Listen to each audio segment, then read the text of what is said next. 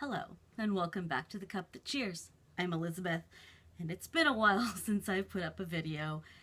To make a long story short, about a year ago, my laptop, which I have all the footage for this channel on, and I do all the editing on, my laptop decided to download an automatic update from Windows that ended up locking me out of my hard drive completely.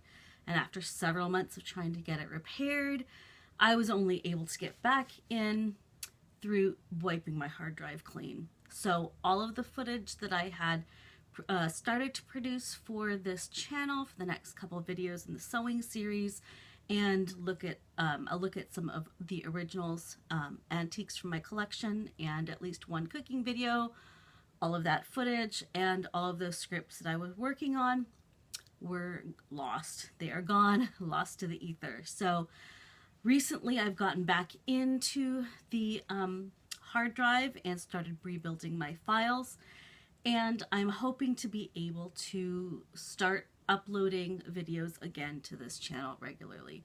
It's not going to be able to be once a week like I was trying to do before, especially since I have a new full-time job. I'm an elementary school librarian, and I'm working basically full-time. So I'm hoping to be able to put up one video every month or every other month, and so we'll see how that goes going into the future.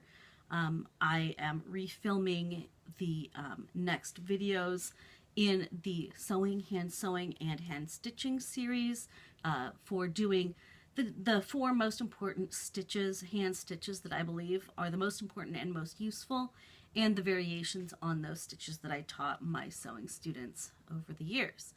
I also will be doing a video about another look at an original item in my collection, and this is an item that I recently purchased.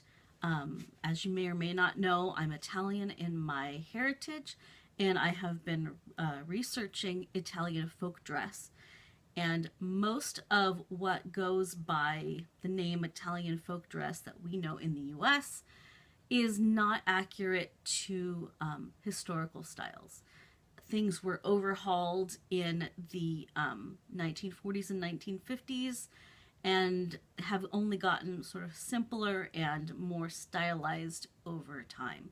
Italy, like many other areas of the world, has a whole bunch of different regions, a whole bunch of different micro regions within those regions.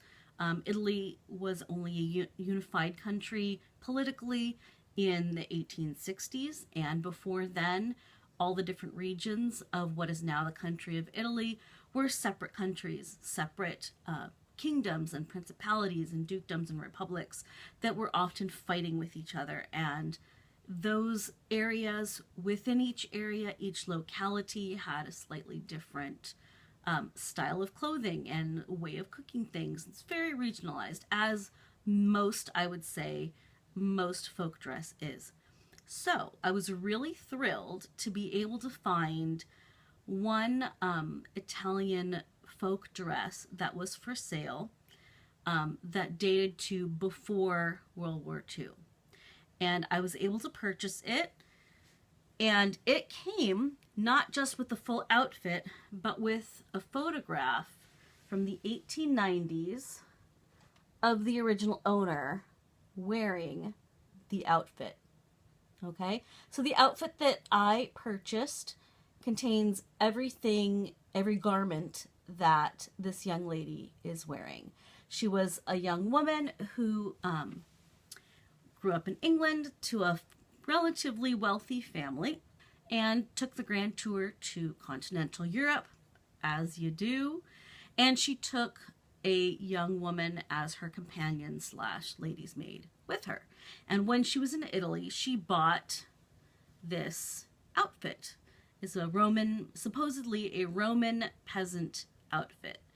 And woman after my own heart, bought folk dress when she was in a certain area as a memento. And she kept it, and she eventually ended up giving this outfit to her lady's maid, her former lady's maid and companion who went with her on the trip. And that young woman eventually grew up, married, and had a daughter. And it's her daughter that I bought this entire outfit and heard the story of its provenance from. And she mailed it to me from England in probably the original pasteboard cardboard box that it came in the 1890s, with its story written down. But it's really exciting to me, despite the fact that my family did not come from the Roman area, and so we would not have been wearing something like this in the 1890s. My great-grandmother would have been wearing something else.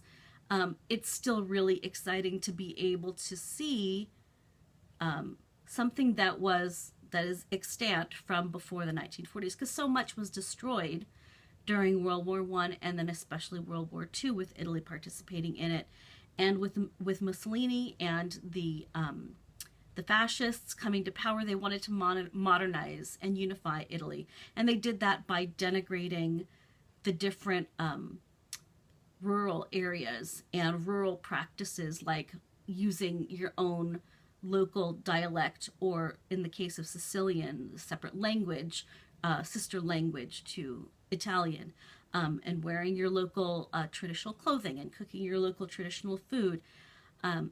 That was all denigrated, and so a lot of that was lost or just plain thrown away over the years. So to find something that was preserved is really special.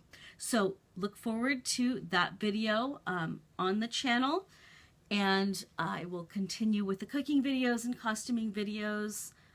I will be reproducing this Italian costume, a folklore costume, in my size, because it certainly is not in my size now.